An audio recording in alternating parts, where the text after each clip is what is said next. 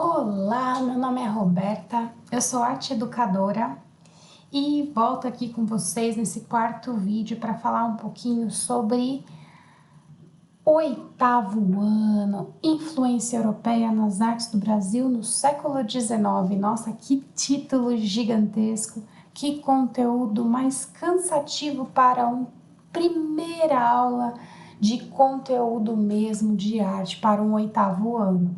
Então, sem mais delongas, vocês já sabem que o conteúdo desse vídeo, este PowerPoint que está sendo mostrado aqui para vocês com tudo que tem dentro, ele está disponível para download gratuitamente, é só você abrir a descrição do vídeo e procurar o link para download, tá tudo lá bonitinho. Então vamos lá começar.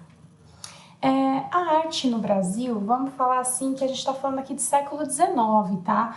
Então, a arte no Brasil, vamos pensar que ela surgiu muito antes da chegada dos colonizadores, porque os povos que aqui habitavam, eles já faziam arte sim, e eles já tinham uma cultura sim. Então, mostrando aqui um pouquinho, né? A verdade é que quando vocês mostrarem assim, a arte no Brasil surgiu muito antes da chegada dos colonizadores, a ideia é perguntar para os alunos, e aí, tinha arte aqui antes da chegada dos colonizadores? E ver o que eles podem acrescentar.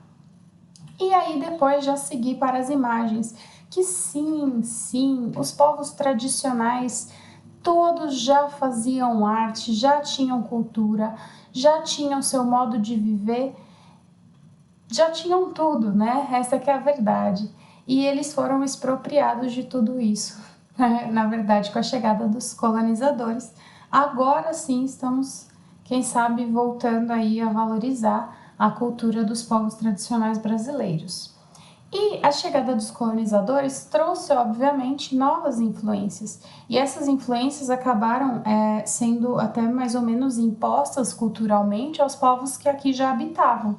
E essas influências que eles trouxeram durante o período da colonização foram as barrocas. O barroco ele perdurou aqui no Brasil colônia durante um longo período, e ele só mudou essa estética, só mudou a partir ali do final do século XVIII, início do século XIX, quando chegou aqui no Brasil a família real portuguesa, além também da missão artística francesa, a influência do neoclassicismo e Debré. Como assim? Como assim a família real portuguesa veio para o Brasil e Portugal? Como é que fica, né? O que acontece é que a família real portuguesa veio ao Brasil, né? Foi embora de Portugal em 28 de novembro de 1807. E a comitiva chegou aqui no Brasil alguns meses depois, no dia 22 de janeiro de 1808. O refúgio no Brasil foi uma manobra do príncipe regente Dom João para garantir que Portugal continuasse independente quando foi ameaçada de invasão por Napoleão Bonaparte. Então fica aí um contexto histórico para vocês, eles vieram para cá, né, para manter Portugal independente e ficaram aqui durante muito tempo. E com essa chegada da família real portuguesa ao Brasil, obviamente eles quiseram trazer também todo o conforto, toda a cultura, a bagagem cultural que eles tinham lá em Portugal. Então eles acabaram iniciando um processo de modernização artística no Brasil, totalmente inspirada naquilo que eles vivenciaram em Portugal. E aí convocaram essa missão artística, né, que no caso vieram artistas franceses para cá, no caso para pintarem o cotidiano da família real, para pintarem a fauna, a flora e as características aqui do país. O neoclassicismo também foi um marco nesse momento, porque ele é uma ruptura com o barroco, né? Esse movimento surgiu aí entre os séculos 18 e 19 e ele propõe essa retomada da arte greco-romana. Então ele se opõe ao estilo barroco. Ele valoriza, na verdade, ele quer retomar um pouquinho do que aconteceu no Renascimento. Se a gente for lembrar aí, né? Teve o período medieval, totalmente teocêntrico, voltado para a fé, e aí na sequência houve o Renascimento, um momento aí que o pensamento iluminista começou a suscitar a ideia de ciência, a ideia de valorizar o homem, a inteligência do homem, as capacidades do homem, e na sequência veio o Barroco, que foi uma tentativa de retomada, né, da Igreja Católica e de fiéis. E na sequência veio o neoclassicismo, que era essa coisa do anti-barroco. Então, querendo ou não, é sempre essa polarização acaba criando novos movimentos artísticos. E Debré foi um dos artistas que veio aí com a missão artística francesa e teve grande influência na arte brasileira, como vocês vão ver nos próximos slides. Essa obra aqui, do Albert, é o Embarque do Príncipe Regente para o Brasil, 1807. Então, é ele saindo de Portugal para vir ao Brasil, chegar aqui alguns meses depois. Então, observando essa obra, reconhecer onde está o príncipe regente, qual é a comitiva, né?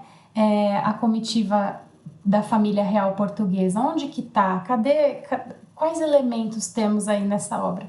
É interessante mostrar aí para as crianças, para os adolescentes verem, né? E criarem, né? E terem sua própria conclusão a respeito. Se a gente olhar, ele até que chama bastante atenção, né? Ele tá bem aqui, junto com a sua comitiva, e provavelmente aqui é a embarcação que está sendo preparada para levá-los. Então, essa obra, ela foi feita no ano em que eles vieram para o Brasil, né? E ela se encontra hoje no Museu Histórico Nacional no Rio de Janeiro. Debré, ele foi um artista que teve uma relação muito grande com a criação de uma iconografia brasileira, né? Ele tinha a intenção de pintar o que ele via, de mostrar como era o Brasil. Ele queria criar um documento histórico, artístico do Brasil. Então ele pintava os lugares que ele visitava, monumentos, a vida das pessoas, tanto da corte como também dos nobres, como o dia a dia nas ruas das principais cidades. E aqui, esse desenho dele é a ponte da Santa Ifigênia, que fica em São Paulo, né? Que lá, geralmente, o pessoal vai para comprar eletrônicos na Santa Ifigênia. Em 1827, a ponte já estava lá. Hoje, ela se encontra dessa maneira, mas é o mesmo lugar, é o lugar no qual Debré foi lá e pintou, né, a ponte da Santa Ifigênia em 1827. Ok? A diferença? Debré, ele possui essa obra de caráter documental, ele retrata a realidade brasileira do século XIX. Então, aquilo que eu falei, ele pintava paisagens, cotidiano da realeza, os indígenas, que na verdade, né, é mais interessante chamá-los como povos tradicionais do Brasil, e também a questão do trabalho escravo. Lembrando que, apesar do trabalho dele ser muito realista, vocês vão ver que no que se refere principalmente aos povos tradicionais, os indígenas, ele tinha uma visão ainda meio deturpada, ele ainda tinha uma visão preconceituosa sobre, porque ele não ia até as etnias e pedia para pintá-los, isso não acontecia naquela época. Então ele pintava geralmente de acordo com as coisas que as pessoas falavam, né? Me foge a palavra, mas de acordo com as histórias que as pessoas contavam. Então aqui vamos ver um pouquinho de uma obra do Debré, O Desembarque da Imperatriz Dona Leopoldina, 1818. É uma pintura a óleo sobre tela, uma tela de tamanho médio aí, né? 44,5 centímetros por quase 70, tá? Tá no museu no Rio de Janeiro, do Debré, e mostra aí um pouquinho do cotidiano da realeza. Quando a gente olha uma obra dessas, a figura central, que geralmente está no título da obra, a gente consegue reconhecer com mais facilidade. Então, olha que interessante, todo mundo vestido, com as mesmas cores, e de repente quem se destaca? Né? A Imperatriz Dona Leopoldina, vestida em branco. Então, é uma obra bem documental, né? Bem histórica. Aqui, Dança de Selvagens na Missão de São José, do Debré, de 1834, mostra essa visão deturpada que se tinha das populações tradicionais brasileiras, porque é uma mistura aí étnica, né, entre índio, entre o negro, africano, uma salada mista de desconhecimento, né? Então é interessante a gente observar que tem um desconhecimento relacionado ao que era novo, ao que era diferente, ao que era uma outra cultura, porque todos esses artistas e nobres da época, eles acreditavam que os povos tradicionais brasileiros eram intelectualmente inferiores, culturalmente inferiores, e isso acaba sendo demonstrado em algumas das obras, tanto do Debré como de alguns outros artistas do período da missão artística francesa. Aqui uma outra obra, O Jantar ou Um Jantar Brasileiro, de 1827, é uma aquarela, esse aqui não é uma tela, né? E a gente pode observar aí a questão do trabalho escravo, como são tratados os escravos, né? Enquanto a mulher escrava abana esse senhor e essa senhora, ela, apesar de estar ali, né, brincando com a criança, as crianças escravas estão no chão, são como, né, são tratados como inferiores. Eles são escravos, eles são servos, é como se ela estivesse brincando com um animal de estimação. Então, de certa forma, mostra muito a questão da escravidão e dá para a gente discutir em aula, inclusive, a questão do racismo que perdura até hoje, né? E perdura até hoje, muita gente acredita que não há dívida histórica e não imagina, né? E não para pensar que quando se liberta sem dar subsídios para sobrevivência, demoram-se gerações para atingir uma mesma classe social que uma pessoa que teve esses subsídios ao longo do tempo. Então, a gente pode entrar nesse assunto histórico do racismo observando essas obras do Debré, Um Jantar Brasileiro, de 1827. Em 1831, Debré publicou um livro, né? Ele voltou, ele foi embora do Brasil e publicou esse livro, Viagem Pitoresca Histórica ao Brasil, em 3 volumes, e cada volume dedicado a um dos temas que ele abordou, que eu mostrei aí nas imagens anteriores. Então, o primeiro livro dedicado à natureza e aos povos tradicionais. Lembrando que relatos era a palavra que eu esqueci, olha só. Lembrando que as pinturas eram feitas com base em relatos, portanto não dá para a gente acreditar que a abordagem sobre os indígenas seja realista por esses artistas do século XIX.